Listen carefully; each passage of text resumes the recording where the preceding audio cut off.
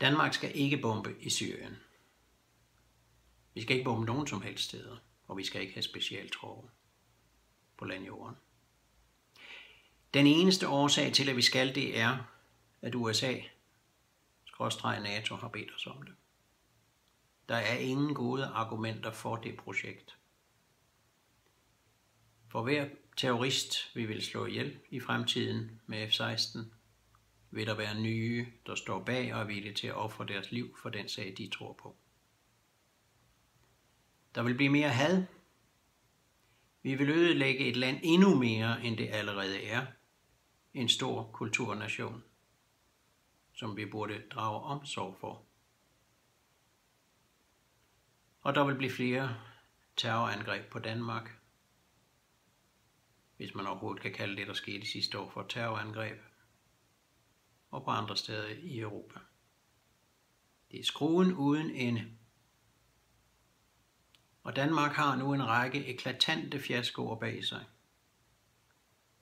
hvor de ting, vi fik at vide, ikke stemte, og de målsætninger, der blev oprettet, ikke blev opnået.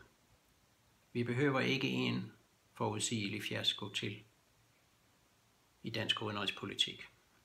Ja, vi skal føre en aktiv dansk udenrigspolitik. En lille land skal være aktivt, men på helt andre måder end at forsøge latterligt at spise kirsebær med de store. Det var fint, hvis Danmark havde lidt mere frihed til selv at bestemme, end Østtyskland havde i forhold til Moskva under den gamle kolde krig. Det her må ikke ske. Og så er det selvfølgelig helt rimeligt at sige, men hvad er det så, vi skal gøre i stedet for? Ja, for det første skal vi lære af fiaskoerne. Vi skal lære af Irak, at vi slår cirka 1 million sagesløse mennesker ihjel i sanktionerne i 13 år og i besættelsen, i invasionen og besættelsen. Og at ISIS/Daesh er et resultat af denne besættelse. Den hovedløse, arrogante og dumme amerikansk ledede besættelse af Irak. Et andet land, der er ødelagt. Vi skal drage konklusionen, at vi kan ikke blive ved med at dræbe uden selv at blive dræbt. Pålidelige undersøgelser siger, at vestlige lande har dræbt ca. 4 millioner muslimer siden 1990. Hvor mange kristne har muslimske lande dræbt i Europa? Vi ser det ikke selv. Og statsminister Løkke Rasmussen har fortalt os, at det nye i denne religionskrig, som han kalder det, er, at nu foregår krigen i Europa. Ja, det vil der blive mere af, hvis I fortsætter med den slags beslutninger, og Danmark som en bøllestat. Man ser, hvad vi gør i denne verden. Så det vi skal gøre i stedet for, det er at lære erfaringerne. Derefter skal vi underminere ISIS ved at underminere deres økonomi, og sørge for, at de ikke får flere våben. Underminere deres økonomi, hvis I holder op med at købe deres olie. Lad være med at lade vores allierede Tyrkiet hjælpe dem med det, og lad være med at lade vores allierede Saudi-Arabien hjælpe dem med våbnene og pengene. Og golfstaterne, der gør det samme. Og Israel, der køber olien. Og så skal vi muligvis sætte 50.000-70.000 FN-soldater ind fra mange lande i verden, der kunne hjælpe med at lægge låg på det værste uhyrligheder. Nu der er en våbenhvile. Det må være det dummeste tidspunkt at starte en diskussion om at bombe i Syrien, nu hvor der er en våbenhvile. Men danske politikere gør det. Og på et tidspunkt, efter en masse konsultationer på kryds og tværs, så vil det være nødvendigt at snakke med diverse terrorgrupper.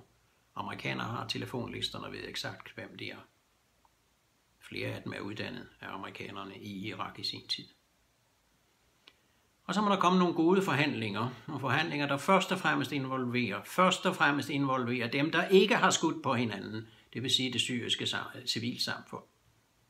I dag giver vi prioritet i medier og forhandlinger til alle, der har skudt og dræbt hinanden i terrorgrupper, den syriske regering og en række regeringer, der kun har gjort én ting, nemlig at enten bombe og levere våben til det hele, så alting kunne blive meget værre, i stedet for at det kunne være løst for 4-5 år siden, hvor det begyndte.